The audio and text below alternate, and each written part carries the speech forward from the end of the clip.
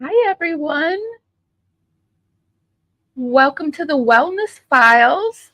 This is episode 2. I'm Amy from the PWR Network, and I'm here with my co host, Jen from Crafted Evidence Podcast.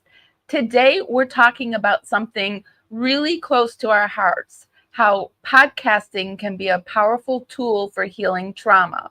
Whether you're a veteran living with PTSD or someone carrying invisible wounds of your own, this episode is about finding voice, connection, and purpose through sharing your story.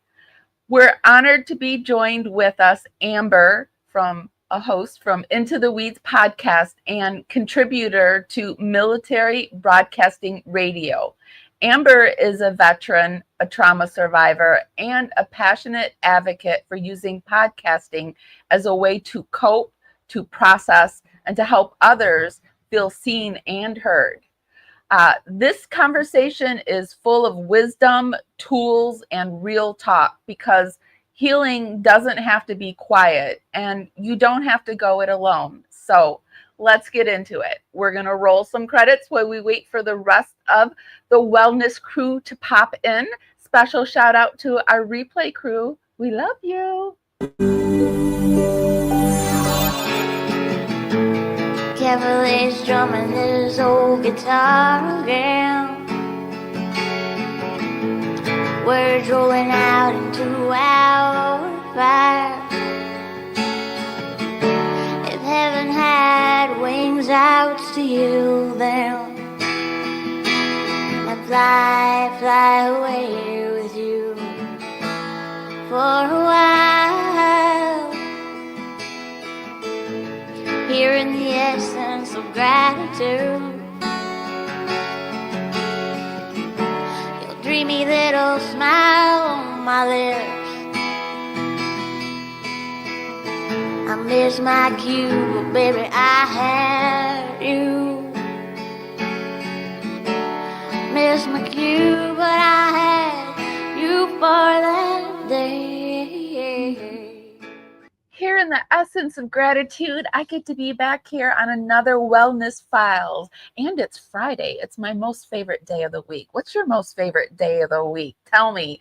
Mine has always been Friday. And so I'm always happy when we do a Wellness Files on a Friday because I think that's when we've landed on Fridays. But I think it's a great day to talk about health and wellness. And with me on this journey, I have Jen from Crafted Evidence. Hi, Jen. Yeah, I think it's a great way to kick off the weekend because the week can be stressful, and this is a good time to decompress as we go into the weekend. Mm-hmm. And I always say, too, that podcasting and doing this YouTube channel has really healed a lot. Well, I mean, I still have the trauma and stuff, but it helps me deal with the trauma and it's helping in the healing. And then I started thinking about Amber from Into the Weeds podcast. And I know she does all this work with Military Broadcasting Radio. And it's this free service. Yes, free service to vets. And they help you get a YouTube channel all situated and going. And I just think it's like an amazing service. And so I really wanted to have her on to talk about it. I love that. I love finding people who are doing great things out there. I love it. Me too. So she's here with us. So let's go ahead and welcome her on. But before we do, let's just do that algorithm dance party. Let's just get that out of the way. Just warm your fingers up and dance them right up to the hearts and thumbs up button. Yep. We're coming to you today on actually 3 YouTube channels. We've got my second channel that I like to do. It's Feel Good University. So anytime I put anything good out there that I think feels good, I throw it over to that channel because I just want good stuff over on that channel. We've got Jen's Crafted Evidence. We've got mine, the PWR Network, and we're also over on Facebook. So however you're seeing us today, whichever platform, if you could just give us that love, it's a free way to help us out, and it's really, really appreciated. So now let's bring Amber up. Hi, Amber. Hi. Hey. Welcome. So good to have you. Good to be here. Thank you for having me. It's good to see your face too, because I've seen you through chats, and it's like then you start meeting these people in the community, and then you connect, and it's so cool to meet you in person. Yes, very virtually in person. yes. She does a lot over on her channel on Into the Weeds. She does a lot of like the same stuff that we do the same stuff basically, because you do paranormal and you also do true crime, and then you do a lot of women's topics and issues and missing indigenous, the murdered and missing indigenous women's epidemic. So yeah. Yeah, well, I fell in love with Amber when she told me that she requested the police reports for the Gypsy Rose case, because I'm like, okay, I love you. I love people who actually file requests and do their research. So I was really looking forward to working with you. well, I fell in love with her when I found out that she went down to a fancy on the case in regards to the Gypsy Rose, and they stood firm in what they said they saw. They're like, we said what we said, and they didn't, like, because there were people trying to get them to like backtrack, and they're like, no, we said what we said. And that's when I fell in love with them. Yeah. Thank you. That whole mess happened a year ago yesterday. So wow, it's the anniversary. I love that. Wow. I can't believe it's been a year. Yeah, it's been a year. So it's been a wild year, I'll tell you that, because I really honestly only wanted to cover Gypsy a couple of times and basically just interview people who had interacted with her or were talking about her. I didn't actually want to talk about her much myself. And so when I kind of fell into that whole thing with Fancy and Sarah and Chillicothe, that kind of spurred me on to actually look more at the case and then start requesting evidence, because I knew Fancy wasn't going to give it to me. Right. So I was just like, you know what? I'm a history nerd. So I just want to know what really happened. And I also wanted to pass it off to this guy, Ken Maines from the YouTube channel Unsolved No More. He's a cold case detective. Oh, and cool. yeah, and he had broke down a case from my hometown that I had asked him to do. And so I was just like, well, let me get all this information for historical purposes, and then I'll just forward it all to him. And when he has time, he can look at it and, maybe one day discuss it. So that's what I'm doing. Yeah, it's really cool how we've all kind of met through the true crime community. And Amy and I have talked about this a lot. I mean, there's a lot that goes with it too. There's a lot of days where we're like drained or just sucks the energy out of you. So it's nice to find, ways we can heal and feel good and do feel good stuff too. Yeah, and the reason I do that is because of Military Broadcast Radio. So I'm very thankful for them. Can you give us your background on what you did for military service? Yeah, so I was only in a year. I fell and broke my back right around the 7th week of basic training. So I got put in a med hold situation. And I was there from, it would have been April to November in the med hold situation. And so while I was in the med hold situation at first, I got there and it was like a really bad situation. Everybody had to either sit or stand in formation all day. You couldn't read, you couldn't do anything. It was just a really messed up situation. And then eventually I got to where I got a job there. And so I in-processed and out-processed all the soldiers. I did all the urinalysis. I made sure that everybody had beds. I just kept track of the whole unit, making sure that everything was running efficiently. Sounds like you're the mama of the unit, like the lady in charge. Basically. Basically. So, and I met my husband there, and he went on to, go back into the service, and he was in National Guard. And when I got out, we got together and moved to Arkansas and got married, and I went into children's ministry. And I've been in children's ministry and youth ministry at our church for 24 years, basically. My daughter's almost 25. So that's what I had been doing with my life up until last year when I started this podcast.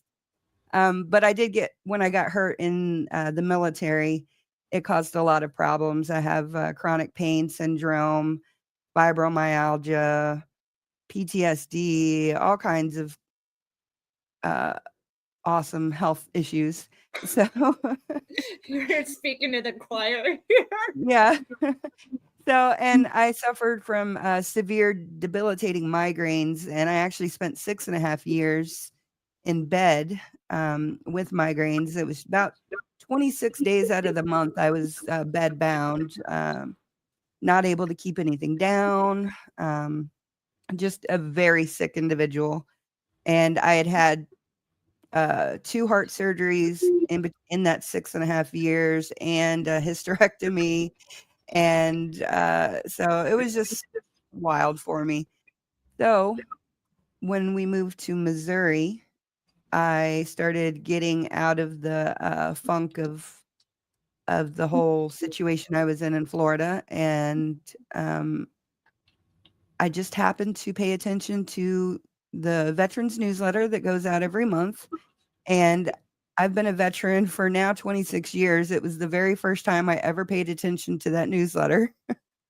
And it asked if anybody wanted to learn how to podcast. And so I was like, yeah, I want to do that. And my husband sent it to me right away, and my sister-in-law sent it to me right away. So I sent out an email right away, and I've been there since February of last year. And yeah, so I'm finding my way, but I'm also, because Military Broadcast Radio is such a small organization, it's a 501c3 nonprofit. I decided I would pay it forward and start helping other veterans. So every Tuesday and Thursday now I go in there with the president, and we just meet veterans, tell them our program, and if they want to proceed, we help them set up a whole podcast from intro, logo, outro. I mean, it's all whatever they put into it. So, if it's mediocre, it's because, they haven't put a whole lot of work into it. But, it's all about what they're willing to do. But it's all for therapy. It's free. For the first year, we don't charge anything.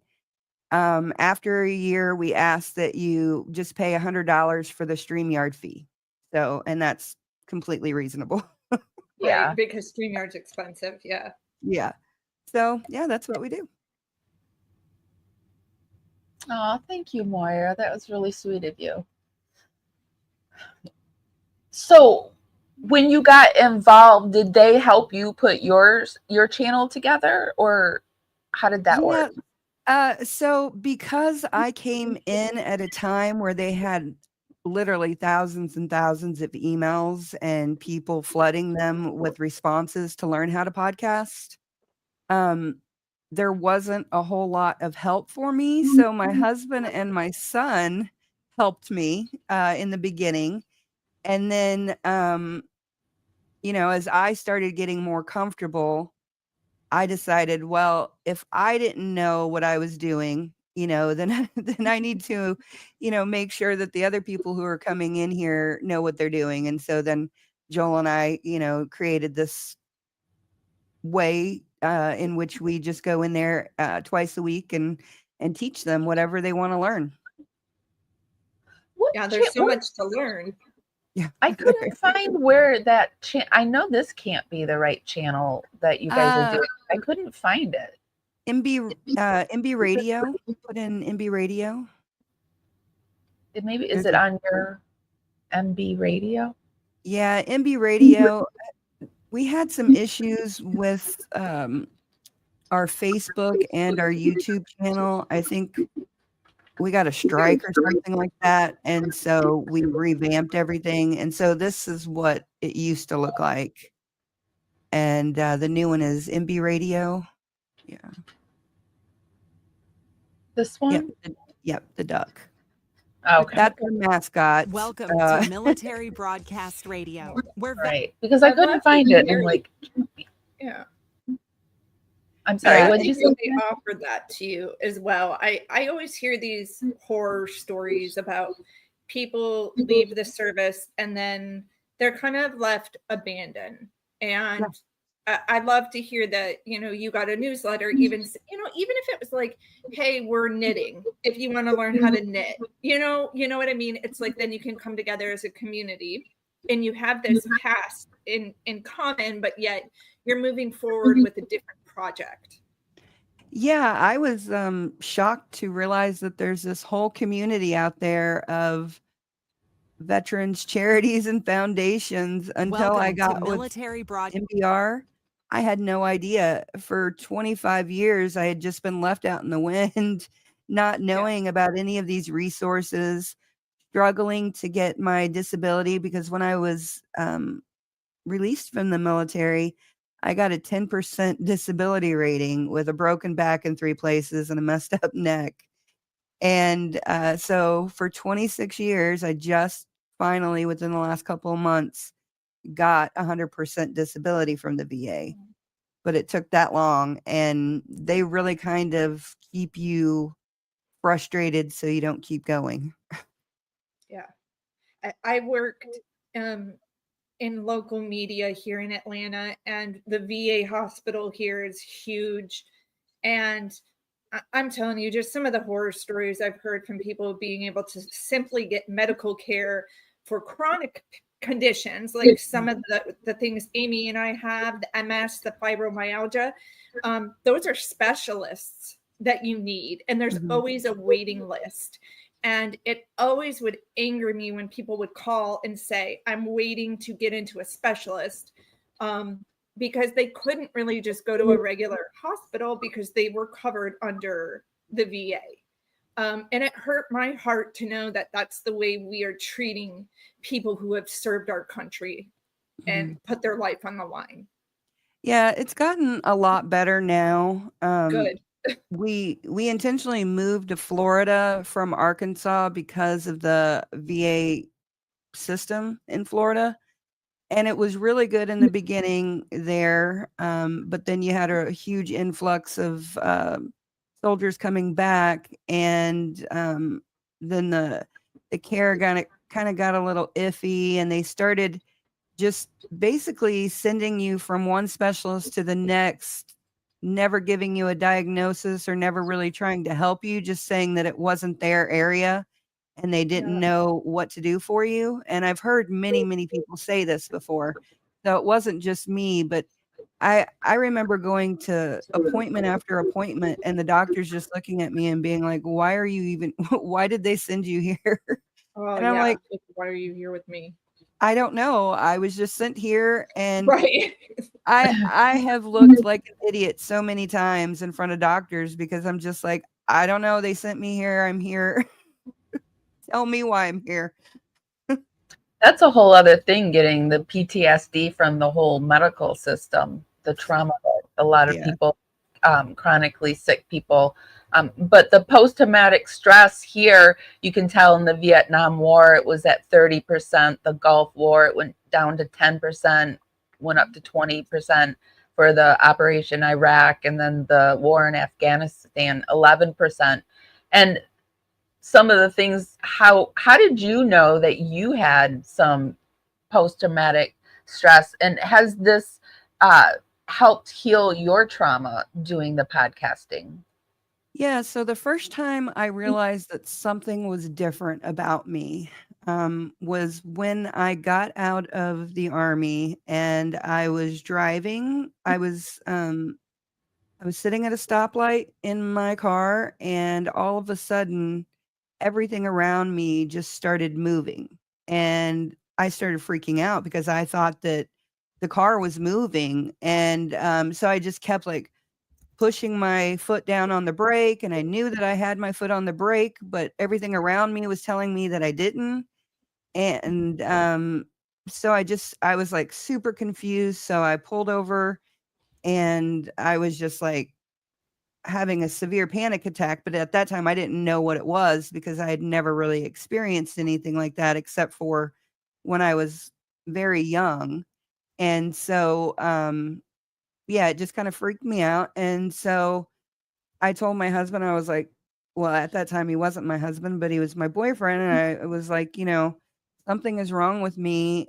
And from there, it just kept happening more and more and more. And then when I would go on like escalators or high places, or it was really bad, I went to an IMAX theater in St. Louis when Alora was a little baby. And I had her in my arms.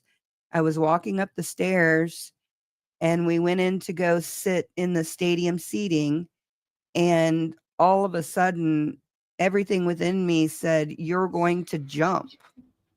Not you're going to fall. You're going to jump." And it's like, where did that come from? That's so weird.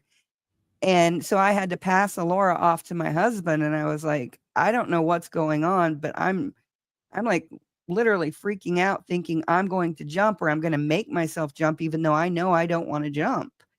And yeah, so it would just, that kind of stuff would happen when I would go anywhere. So I quit going to stadium seating events. I love football, but I couldn't go to any of the football games because they were stadium seating. And, I couldn't pay for, ground level seats. So, so I just started avoiding things, and I would tell my doctors that this was going on, but they never did anything about it. And, yeah, so for years and years, I just kept dealing with it and kept dealing with it. And finally, within the last 2.5 years, I've gotten into therapy and realized, that it really is PTSD, because I wasn't for sure at first. I was like, what is this? Right. And come to find out, because of my traumatic past as well, I basically have complex PTSD, and it's just kind of all rolled into one. And I'm a huge mess sometimes, but yeah. We are talking about heavy subjects today, guys. So I do have up here a prevention for vets with PTSD. There's a number to call in the US, the UK, Australia, and you can visit an ISP to find a helpline. And I will put the link down in the YouTube show notes for you. So I'm sorry. I just wanted to be sure people saw good, that. Amy. Yeah. And I love that you had different countries too. It's not just, US military. I think the term, I don't know how you guys feel, but I feel like the term PTSD gets thrown around a lot, and then it diminishes the true value or the true essence of what it really is, and that people really do have it, but then people will use it in a term of joking. Does that make sense? Yeah. Like, oh, I have PTSD, when it's really not that severe. Like, when I think of PTSD, I feel like those physical symptoms. You're having those panic attacks. You're going back into that situation where you felt the way you felt when the trauma was happening, versus someone just feeling uncomfortable about a situation. Yeah, I get to the point. So my father died from suicide.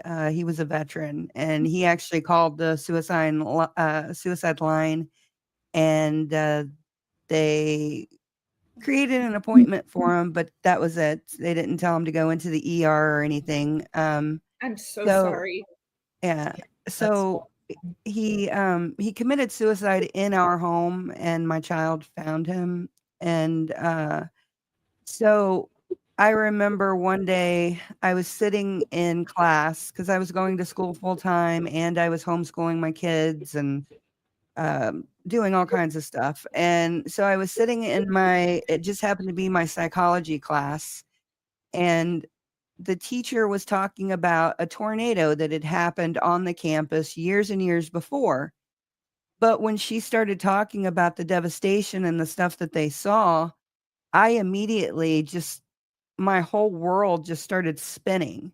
And like I couldn't tell if I was actually like sitting down or it was so weird. It was like everything within me just got completely messed up. And she looked at me and she knew something was going on. And she just she's like, Amber, go outside, and she picked up on it, and yeah, that was one of the scariest feelings I ever had because it was just so overwhelming that I honestly didn't know if I was going forwards or backwards, standing or sitting.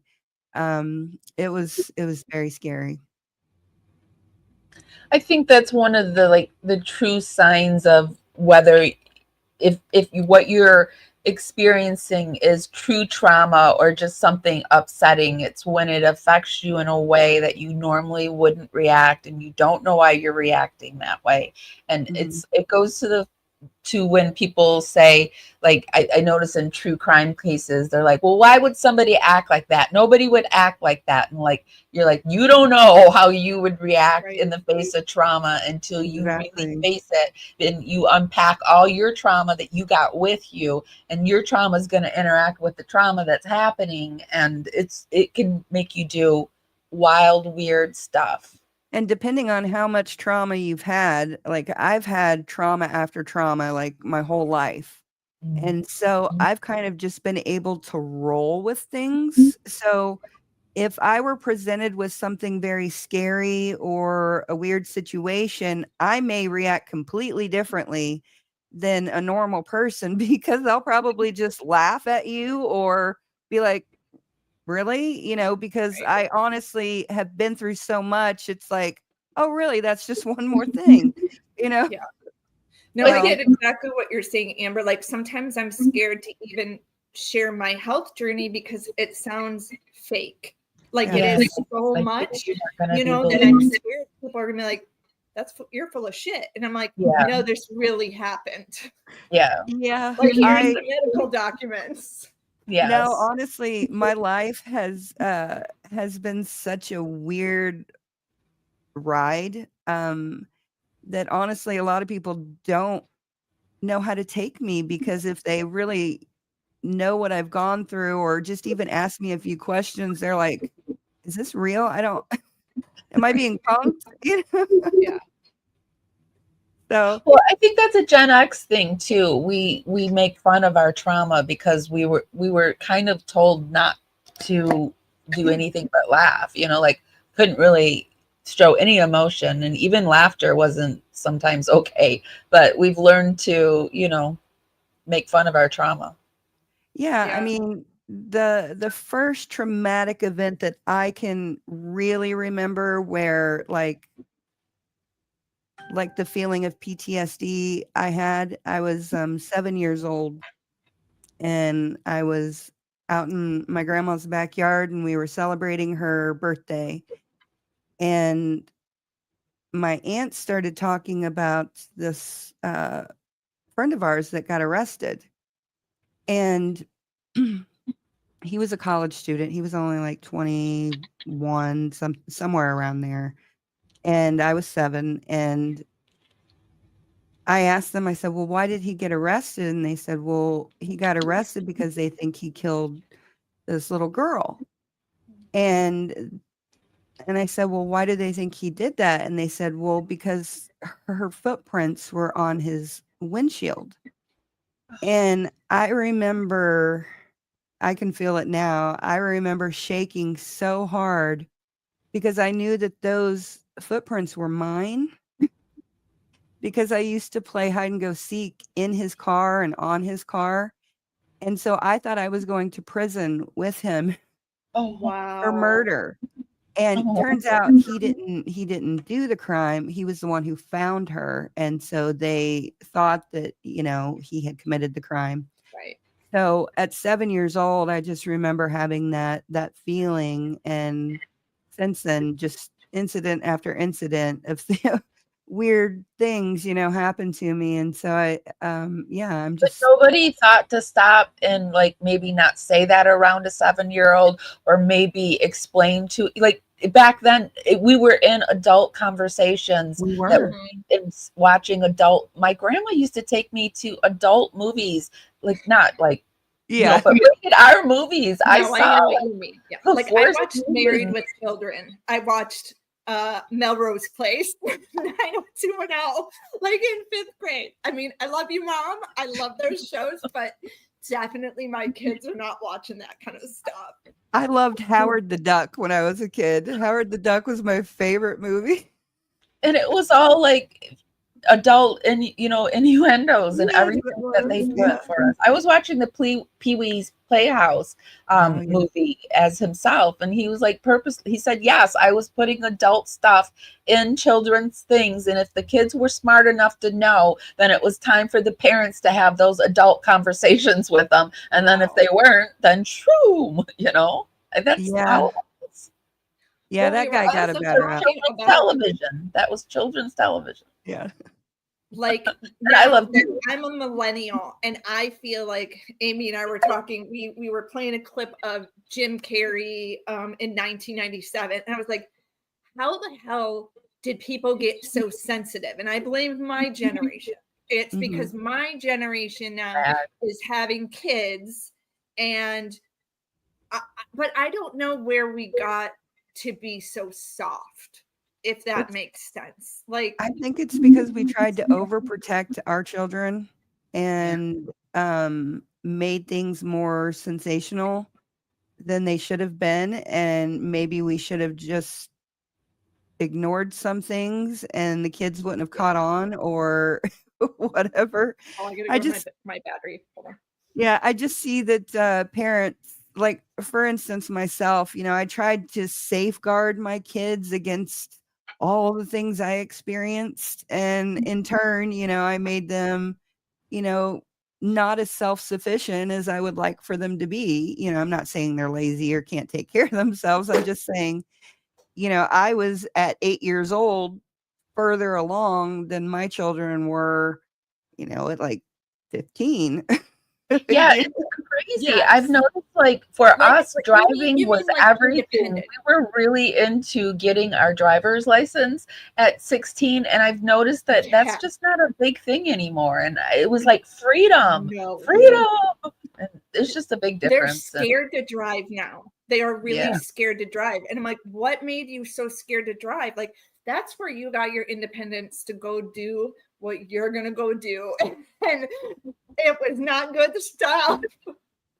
But where did, I don't know, maybe is it the parents instilling fear in them, or is it really them who, because Amy, you bring that up. both. My niece and nephew were the same. They did not want to get their driver's license. And I'm like, Mhm. what's wrong with you?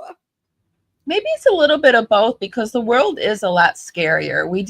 The world is pretty terrifying. Although it was pretty terrifying back when we were there, but we didn't know. Like, people weren't aware of how, like, truly degenerate people were.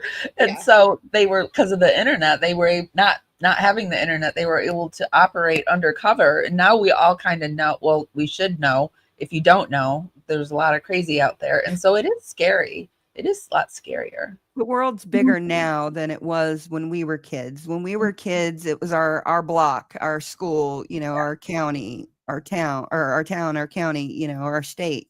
We didn't really think much outside of our realm of experience. Yeah. So, so nowadays kids have information from all over the world, all over the country, and so it just kind of perpetuates all of the bad things that were happening back then and are happening now, to a point that they're extremely aware of what's going on, where when we were kids, we were oblivious. We were just kids out having fun and running the streets until the street lights came on. Yep. So yeah, that you make a good point. Like if I didn't know about all the bad stuff that happens, I probably wouldn't be so scared to have the kids, go down the street on the scooter. But now I'm like, don't go where I can't see you. And that was not how it was back in the day.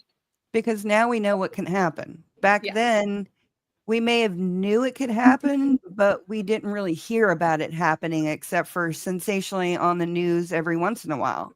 Now it's every day we hear about somebody going on missing. our phones. Yeah. So Well, and now they can use the internet as an additional tool. So yes, they can be right in your house, whereas Mhm. before they weren't sitting in your house. Mm-hmm. So getting back to healing with the trauma, if people want to become part of this program, how do they do that? Yeah, so you can go to mbradio.us. That is our website. And you can go to contact us, and that will send a message straight to Joel and to myself. And tell us if you want to learn. Okay, so we teach podcasting. We teach gaming. I don't do that because I don't know anything about gaming. We teach DJing, and then we've also started doing animation. Ooh. So Joel, the president of MBR, he's a really great guy. He has a severe TBI from his service, and so when he came back, he did skiing in the Paralympics, and then he found broadcasting. He went to Colorado Media School, got his degree, and then hooked up with the guy who has, I just love MBR. Sorry. who has been, no, you're fine, who actually started MBR in 2005. Joel came in 2015, and then in 2018 he took over, and just wanted it to be a place where veterans could get their voices heard, get out of their heads. Some of us just need to just talk about what's on our minds. And it's a much easier and more therapeutic way to do it online than to, yell at your family members or do whatever, so our veterans, they can come on and they can learn all kinds of stuff, and we'll teach them whatever they want to learn how to do. We even had a woman come in the other day that wants to do voiceovers. So she's going to help us do some of our voiceovers, and we're going to help her build her portfolio and stuff like that so she can go and do voice acting. Let's take a quick love peek that. at this ad that they have for the military broadcast radio. I just love MBR, and I love what they stand for, and trying to give veterans a voice, and that's what it's all about. Give them a voice on the radio and let them have their say, and so I love partnering with them. MBR does so many great things, and it's such a great privilege for me to be able to work with MBR and be a part of that, and once again, just giving back to our veterans who have sacrificed so much for us, and giving them an outlet and a voice, and it goes a long way, and so for me, it's awesome to just be a small part of it. It's such a great organization, and very thankful to be a part of that and giving back to our veterans. Amber, I just love MBR. I heard you say something about how the podcasting had helped you with healing your trauma. Could you explain a little bit what it's done to heal some of your trauma? What I know you had said that you had constant thoughts about wanting to harm yourself. Has it eased those symptoms for you? So I never really had thoughts about harming myself, as in suicide thoughts, but I would just have thoughts of you're going to jump, or things like that. So it wasn't like a suicidal thought. So I don't really struggle with that, but I will struggle with, thinking that I'm going to throw myself off of a cliff or whatever. But what it has done is, like I told you guys, I was in bed for 6.5 years. And so when you're in bed for that long, you lose your ability to think, especially with migraines. And mine weren't just small migraines. I mean, I couldn't eat, I couldn't drink, I could barely walk to go to the bathroom. I mean, they were severe and debilitating. So I got to the point where I just couldn't form thoughts anymore. I couldn't remember anything that anybody told me, like, at all. I would have a serious conversation with somebody, and then they would come around and talk to me about it like a day or two later, and I would completely have forgotten the conversation. Like it was a brand new conversation to me, and they're looking at me like, "What the heck is going on with you?" So, Amy does that to me a lot. yeah. So, She's and it like, still does. we just talked about this. Yeah, I know. I said to her the other day, I don't know how many other ways to tell you this, so I'm out of this conversation. I'm done. I have horrible brain fog. Horrible. And it's because of the MS. It is. Yeah. So I was God bless her for putting up with me.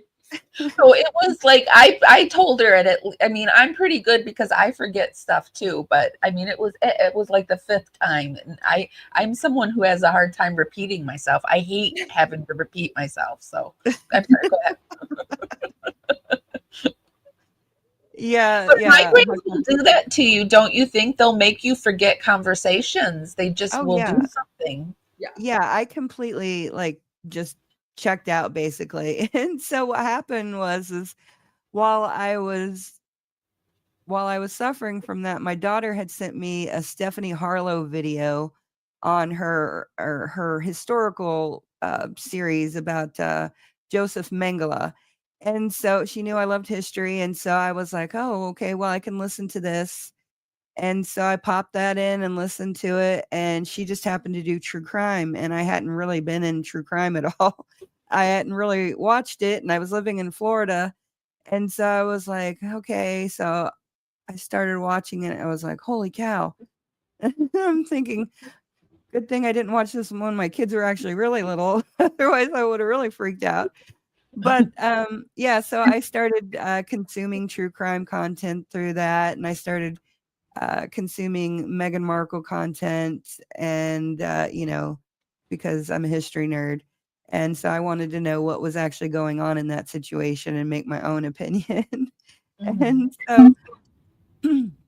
so yeah, I started doing that, and even though I couldn't remember everything I was learning, I was still learning something. And then I would also pop in my audiobooks and listen to all kinds of stuff. And so yeah, I got to a point where I was able to get out of bed, and when I found this, I started doing it, and it started making me think. It started making me research. It started making me form opinions that I had to make concrete, because a lot of times you can have opinions or ideas, but you don't really know what you think about those opinions or ideas until you actually have to form a sentence, and write it down.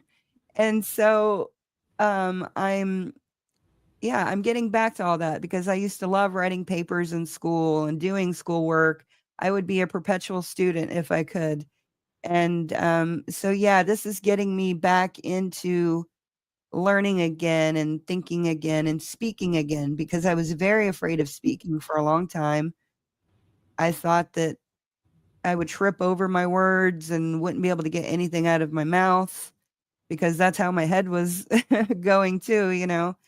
And so this is just giving me more confidence, giving me my confidence back, because I was working with children and youth and doing all kinds of things in front of people on a regular basis. And so now I'm doing it again, and that's how it's helped me, and now going in and helping other veterans experience it has just been a blessing, because you get to see where they were in the beginning and where they're at now. And some of the veterans have just really done incredible work. There's this one guy. Okay. His name is Terry, and he has a podcast called Trucker Mouth. And I absolutely love Trucker Mouth. He is a handful, a legit handful. And we actually told him to sit on his hands at first when we first started meeting with him, because he couldn't do anything without, grabbing stuff and messing with stuff, and he was just all over the place. And now he's been doing his podcast for 2 months, maybe 3 months now. And he's doing a really, really good job. And I'm just so proud of him. So to see him go from a hot mess to somebody who is actually doing the research and putting in the work, I'm really proud of him. So it's rewarding. Well, I love your channel because you go for the interviews that you want. Like you did Nina, she's pretty big in the Gypsy Rose space, and you got an interview with her almost immediately. I think you've done Becca Scoops. So I just really admire that you just go for the people you want to interview, and you're like, I want to interview you. Do you want to be on my channel? I actually have reached out to a lot of people, and I do want to say, Cashapp, thank you for watching. Love you. So, I have reached out to a lot of people that are just so diverse. Like I reached out to Busy Bone from Bone Thugs and Harmony, and I've had conversations with him, and he said he wants to come on. I've reached out to Max Lucado. He's a preacher, to Dave Politis. He does Missing 411. All kinds of people I've reached out to. So it has given me that confidence to also be like, yeah, if I want that interview, I have to work for it, and I have to reach out, and I have to do what it takes. And so, yeah, I'm doing it. Yeah. And I think that's where a lot of people have a misconception about podcasting and having YouTube. Like, I came from the mainstream media, but there's nothing they give you to secure your interviews. There's no card, there's no magic anything. There may be an email address, that you get to use, but there's no credentials necessarily. It's all about you as a person reaching out to anyone you want to say, I want to tell your story. So anyone can do it. You don't, because someone said to me, like, well, I don't have the credentials. I'm like, there's no such thing. Like, you don't get a card that says I'm a journalist. It's you reaching out and digging and finding the person you want to talk to and saying, hey, I want to share your story. And any of us can do it. Yep. Yeah, I've actually even applied for White House press credentials. So it takes 9 months to get it. And so he's only been in 5 or 6 months, something like that. So I'm not a political person, but I just thought we got the opportunity at Military Broadcast Radio to do it. And I was like, heck, I'll do it. There's some interesting stuff happening right now. I'm like, where's the pop? Yeah. Right. There's like, you said what? Is over. But yeah, I'll tell you one thing with the White House press pass, we got temp ones, but they do background check on you. Like every person who gets a credential, they do a background check on you, and then you have to like leave your purse, which is so uncomfortable. Like no one wants to leave their wallet, right? But it's the government and you have to. So you have to like put your purse and all that, and then the dog snit. I mean, it's a damn circus. But what you're getting will be, like kind of something you can use for the future and have it. And I say go for it. I think that's awesome. Would you be able to use that when you like in trials? Would you be able to take that into trials? I'm not really sure. If you could, I might. We might need to go to some I trials. No, because it would clear her to go to like the White House and cover a story at the White House. And Just like, at the here's White an example. I've covered Obama 3 times. And what it is he came to Florida and he came here, and my news station had to give them my information. Here are the 3 people going, and they're very strict. These are the people. Like, let's say I woke up sick, you're screwed. You can't send someone in my spot, because they do a pre-background check on you first. Then you go, you leave your crap there, the dogs sniff it, blah, blah, blah. And it is a 1-day pass. So that credential that I was given is only good for that 1 day, that one event. The one you're talking about, Amber, I think is so that you could go anytime you want and cover a story going on at the White House. Correct. Or like at a rally or whatever. Yes. Yeah. And so we all, the adventurous ones at MBR all applied for it. So we'll see what happens. You know, like I said, I don't do politics really or anything except for when it comes to prison reform and things like that.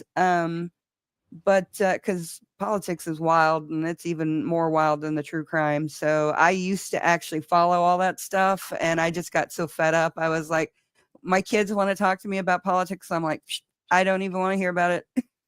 Yeah. It's But, just and drama you on bring both up sides.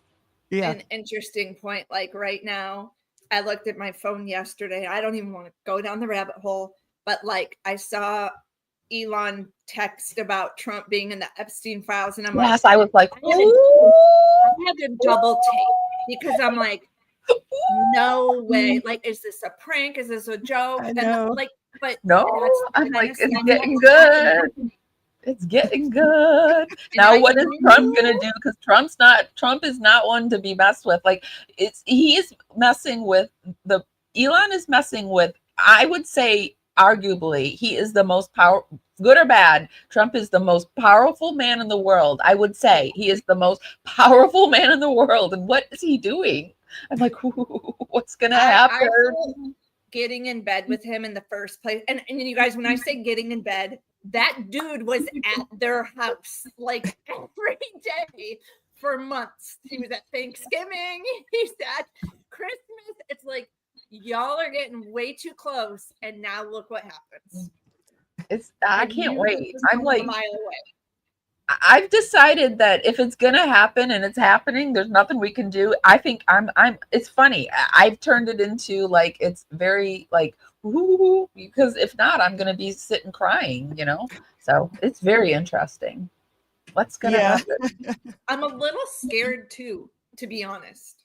Well, I'm scared too, but I'm not gonna like, what can we do? We're just the little Right, minions in this. Just, like, run to the country and hide in a bunker. Like that's about it. Yeah. Oh, Hakab says her family's fighting over Trump and Elon. This one loves Elon, the other loves Trump. So now that's our world, isn't it? The families are fighting because one likes Elon. Mommy and Daddy are fighting, and who do you want to live with? I don't like any of them, so I don't either. But I think that's why I can laugh at them. Yeah. But they're both very powerful, like you said, Amy, and it's scary, the influence that Elon has and the money. And Trump has never come up against someone that can battle him, and Elon has the money, and so this can be a fight. This can be a fight worth watching. And he's smart. Yes. I'm like, no.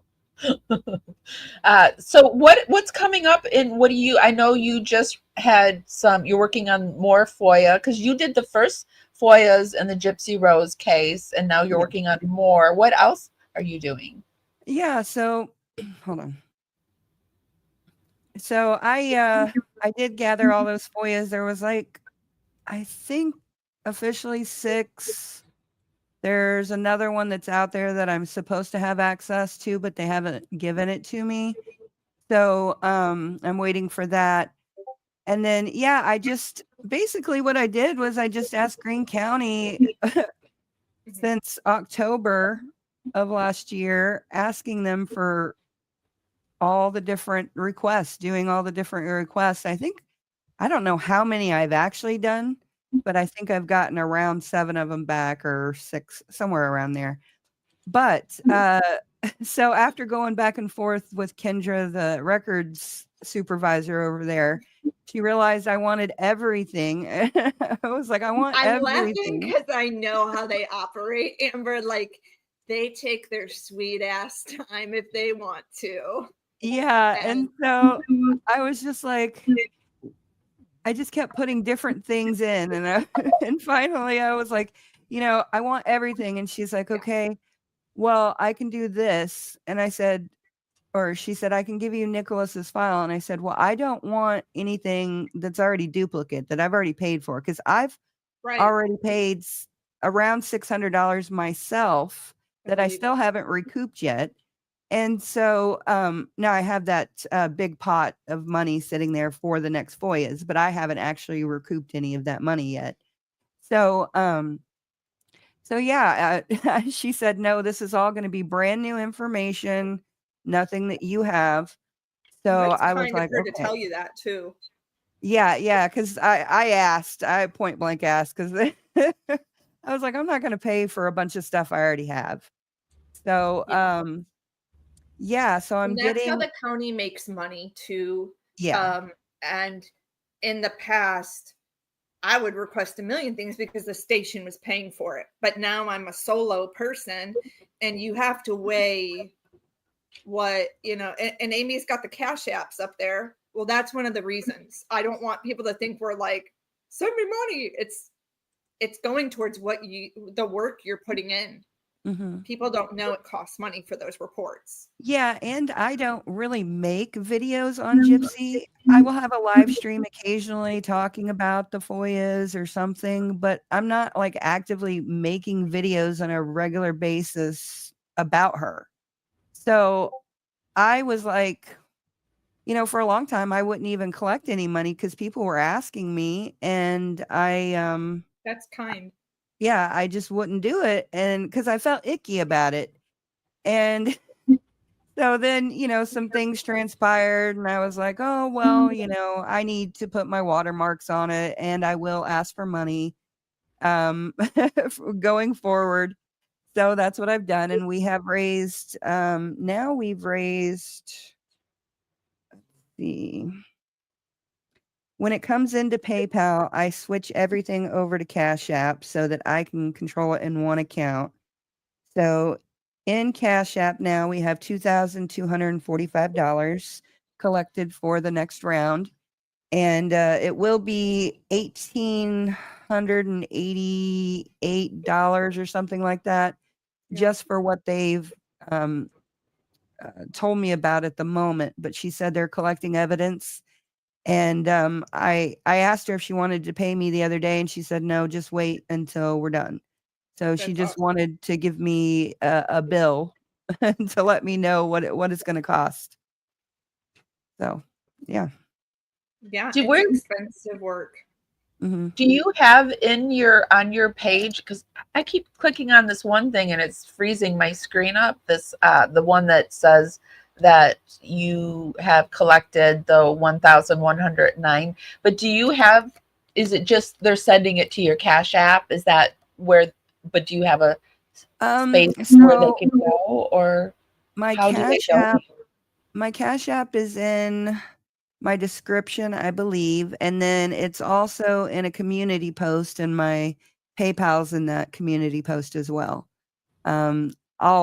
I'll make another one today just to kind of refresh it and let everybody know that it's there. But okay. Yeah, send the show notes for you if anybody wants to go ahead and donate, because I think those are worth having, and that's a lot of money. So yeah. Yeah, and what I'm doing, actually, I wanted to prepare something to present to the Missouri State Historical Society, just for preservation's sake. I just want it there, in case anything ever happens and somebody needs to pull the information, it's there, and yeah, that's That's why I'm doing it, because I'm a history nerd. So I love that, Amber. I think it's awesome, and I don't think a lot of people know how much time and effort goes into doing podcasting or doing YouTube pages. Like, Amy is paying for StreamYard. The way we're doing this with all three of us right now, it's not free. yes. And it costs money to edit these videos and put them together and to find the music, unless it's fair use, but a lot goes into creating content. So No, I agree. And that's why there are women up there. Oh, there, she's just pinned it. yeah, and that's why MBR, we're not, no one else is doing what we're doing. Like, there's this whole platform called Parade Deck that's all built for veterans and veterans content, but they don't actually have somebody that teaches the veterans how to make the content. So what we do is we actually teach them how to edit and all that stuff. It's just a matter of if they want to learn how to do it or not. So we teach them whatever they want to learn. We give them access to Canva Pro, which is expensive, to StreamYards, which is expensive, and several other things. So built in with MBR, and we also work with first responders as well. So first responders can reach out to us, and we'll teach them as well. So that's good to know. Oh, that's good to know.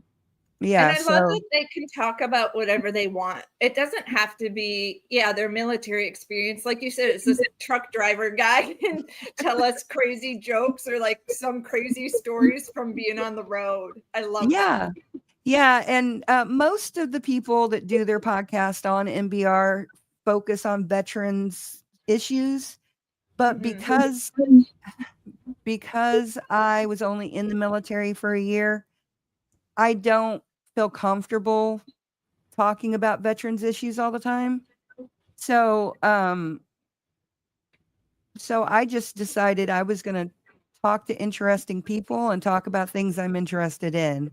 And that's what my channel is. Basically, it's just me being interested in things or something coming across my purview that I find interesting. So that's what my channel is. You also cover missing cases, and so if somebody is interested in having their case covered, they could contact you, and you would possibly be interested in that, right?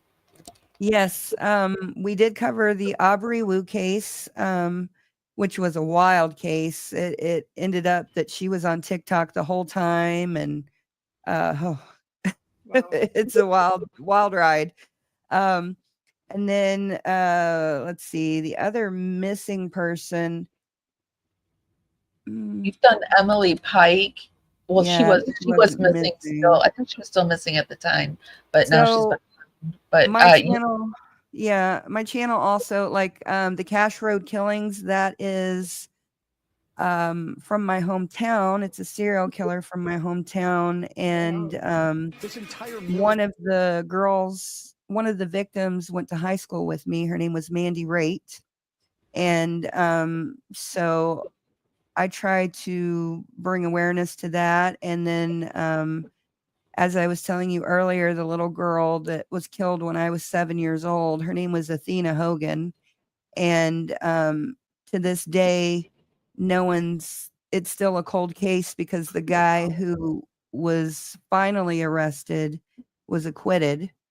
So they have sent off DNA evidence, but it's been like 3 years now since I've heard anything from the detective. So I don't know what's going on there. And then there is a girl that I knew. I actually show how far it was from my family home to where these girls went missing. And it was only like 5 or 6 blocks from my family home. That had to give you kind of the heebie-jeebies after finding that out. It did. It could have been you, you know? Yeah, and I used to hang out all over in that area when I was a teenager. I had friends and family. I would just walk right across that busy street. Yeah, right there. I would walk right across there and so I took them from my family home to where these girls went missing, and it wasn't very far at all. And yeah, so there were many, many times where I was very lucky as a child and as a teenager. I should not be here, but I am. So I grew up but during yeah. the Oakland County child killer time, and we had somebody chase us to school, and they thought it was him, and we had a police escort for a week. Oh, wow. So it was like during, I mean, I think that they scared us in making stranger danger. When you found out that you were so close, did you have really bad dreams? Because I remember being really scared of the dark after that. Well, not really, but I just remember feeling like shocked. And with the Athena Hogan case too, I found out that I had not one, but two connections to her. So about approximately 2 months before Athena Hogan was murdered, her mother was beaten into a coma. Oh. And she was beaten so severely that she was not able to testify against the man who beat her, so the man went free. The man who beat Athena Hogan's mother was the son who owned my family home. Wow. The son of the man who owned my family home. So, and this guy's name was Reverend Ronnie Miller, and he was extremely corrupt, and he ended up going to prison himself for using a dead man's credit card and a bunch of other things. Well, come to find out, his son, not only did he beat Athena's mother almost to death, but he was also raping women and children around the same time. Wow. Yeah. And so possibly he could have, in retaliation, gone and killed Athena. We don't know. Nobody knows. But I did know the man who found her, and from all accounts, I know he was a perfectly normal person who didn't have any issues. However, I put something on Reddit a few years back, and somebody who was saying they were his stepchild said that he wasn't a very good man, but I wasn't able to read the whole message because it was deleted before I could read it. So I had just gotten an alert at the top of my phone. I saw the first part of it, and then when I went in to read it, it was gone. They took it So, down. Yeah. so yeah. So I talk about whatever, my hometown is Lawton, Oklahoma. It's a weird town. It's got a whole lot of Native American influence because of the different tribes that are there, and predominantly the Comanche and the Kiowa. So we've got a lot of Native folklore, and then just a lot of folklore in general. And so growing up in that atmosphere has just made me a very weird person. And then Amy, you had forgotten to ask me about my stepdad the last time I was on your show, and you said you wanted to ask me about it, but my stepdad was a wizard. Do you remember? Oh, yes, that's right. She has a wizard for a stepdad. Is that not fascinating? That is cool. So it's very weird, but and I only call him a wizard because that's his self-professed, that's what he called himself. He called himself a Yeah, wizard. give me an example of what a wizard is, because like when I think of like a male, I think of like a shaman, I guess, but we're not talking about a shaman. Are we talking about like You're kind of. Okay, so okay. my stepdad, he looked like Albert Einstein. I mean, literally, he had the whole wiry hair, and he looked like Albert Einstein. And he was in the military, He actually he was a master sergeant or something like that. I don't remember what he was. He come to find out he guarded presidents and he did a bunch of top secret stuff. And when he got out, he went and lived in the jungle in Mexico. And he learned how to be basically a shaman, wizard. Like a healer? And he chose wizard as the word to use, not shaman. Wizard. Yeah, he chose wizard. So, like, he learned how to do a bunch of native things. He also learned how to do tarot cards, ruins, astrological stuff. I mean, so is he like a healer too? Like, does he? No, okay, because that's where I was going with the shaman thing. Just when I think of wizard, I think of magic. Just your regular old wizard. Yeah, so he had these absolutely gorgeous wands. Now, I feel stupid saying that he had magic wands, but he had wands that were elaborate. I mean, absolutely gorgeous. Snake Please skin. tell me he made them himself. Please tell me he did. He did in the jungle. You know, he used in the jungle. Yeah, he used snake skin that he found. Girl, I'm picturing all of this. Yeah, I mean, he crafted they were beautiful with these beautiful quartz stones and all kinds of stuff. I can't even. And so, but he had those, and he had like these jars of herbs and stuff like that. And I remember as an 8-year-old child, when he came into my life, I remember not being afraid of him, but I remember being afraid of his tools of the trade.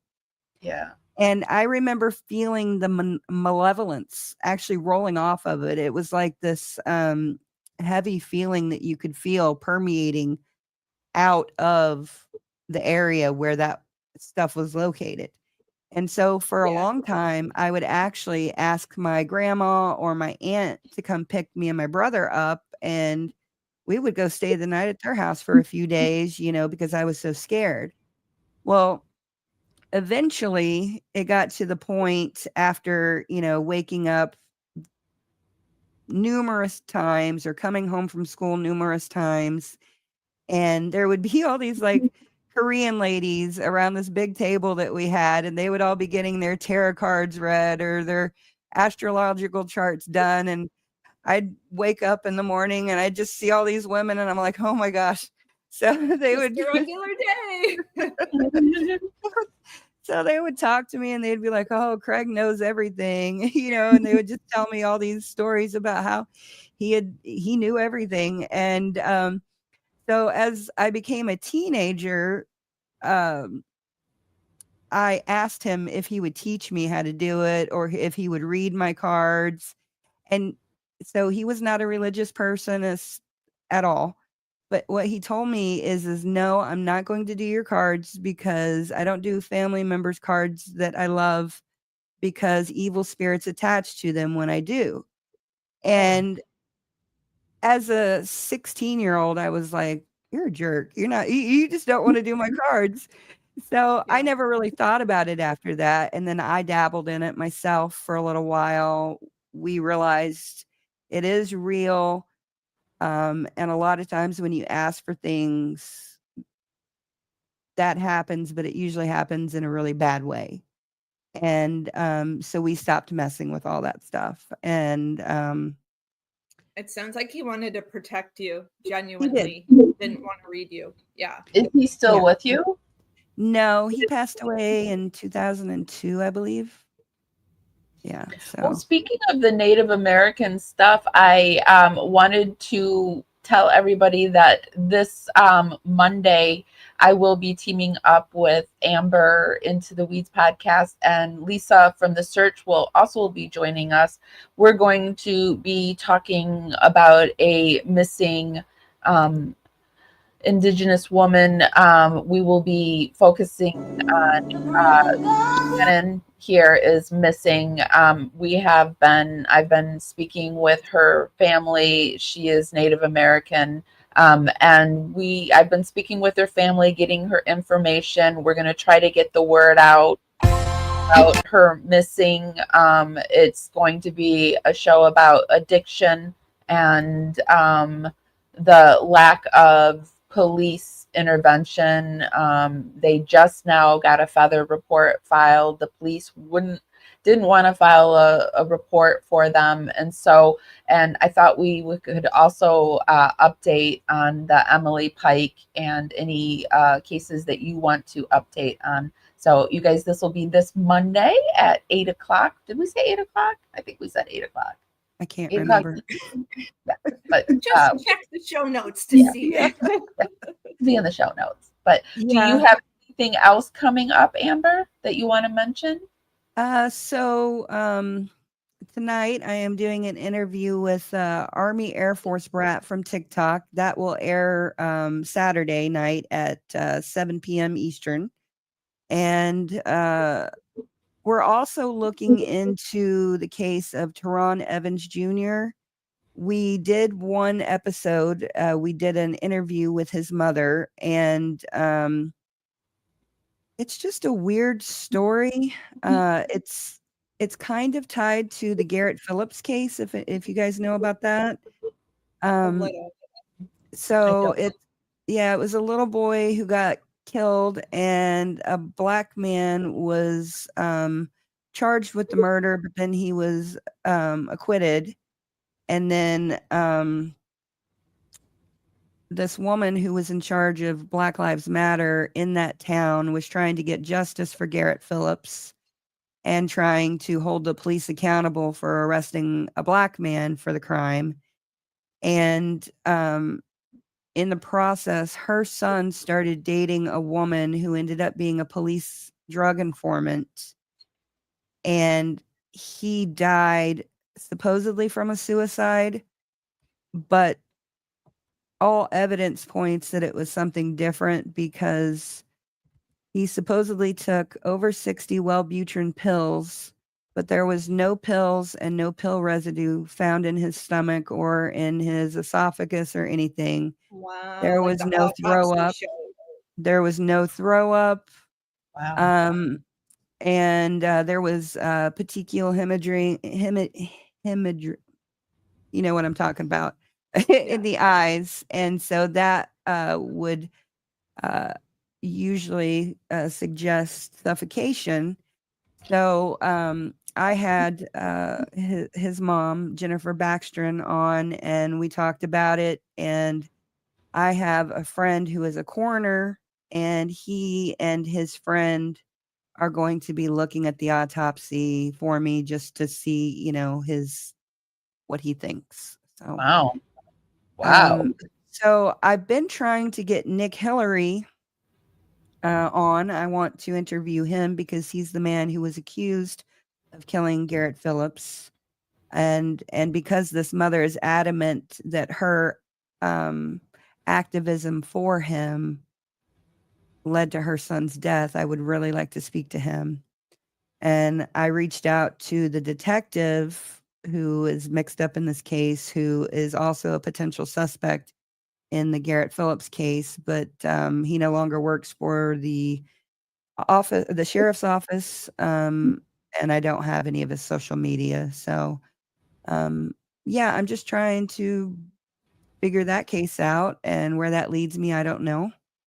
And do you have a set schedule for your podcasts, or? So I used to have, I have a Calendly booking, where I can book people, and people used to book all the time, but then they would cancel or reschedule and never book again. And so it's out there to be scheduled. I just basically every week end up going with whoever I come across, and or whoever has, said that they'll come on. And so, yeah, it's kind of hard to book people, especially when you're small. Yeah. Did you have any other questions you wanted to ask Amber, Jen? No, I mean, I'm so glad to have met you. And I've been talking to Amy. I definitely want to do some more on missing people segments, if that's something you want to team together, even if we did it like once a month or something.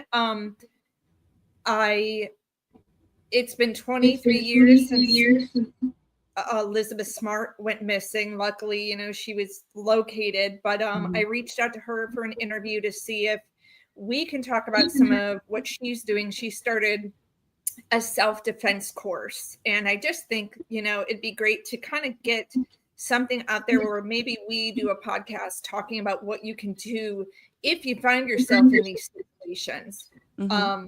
And also talking about missing people who aren't getting as much coverage. I am close with Gabby Petito's family, and they are really trying so hard to use their platform to help with other missing cases and bring those to light. So that's something I'm really passionate about over the past couple of weeks, trying to do my research. And you know how it is. It takes a minute to do the research to put stuff together. I've actually got a person in my life who's been missing since 99, and Wow. I've tried to reach out to her parents, to come on and talk about it, but I haven't had any luck.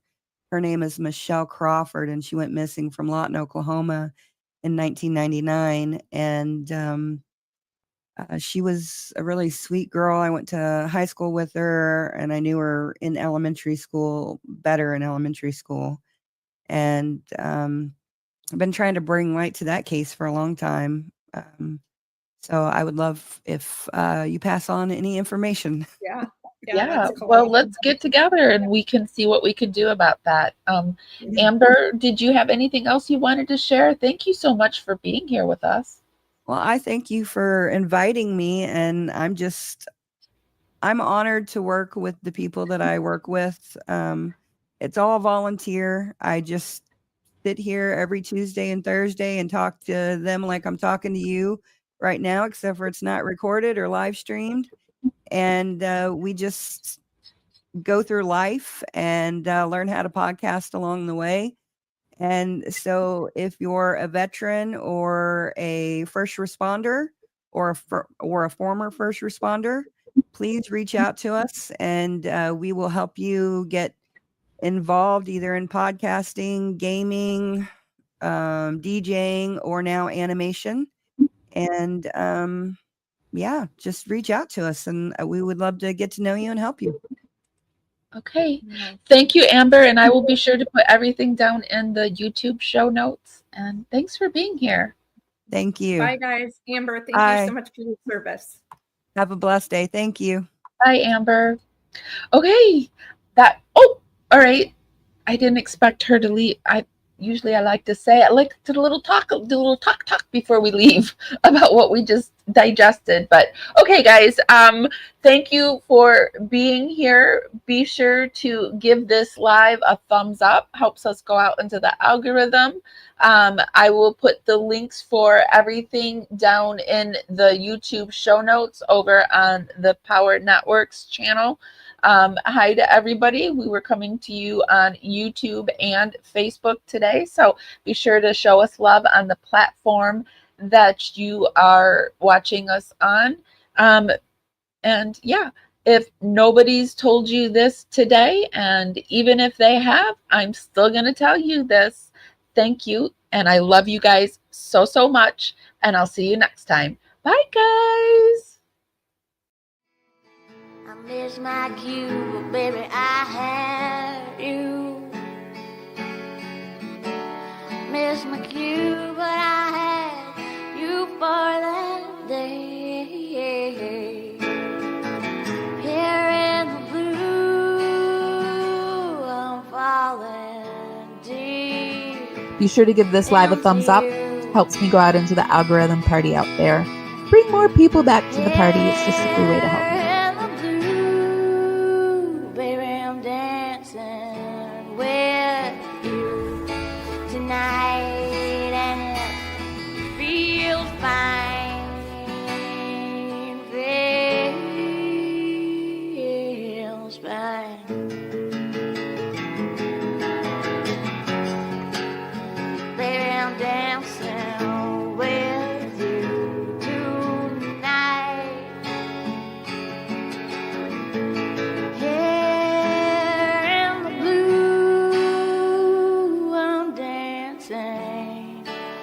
falling and hoping for some time with you.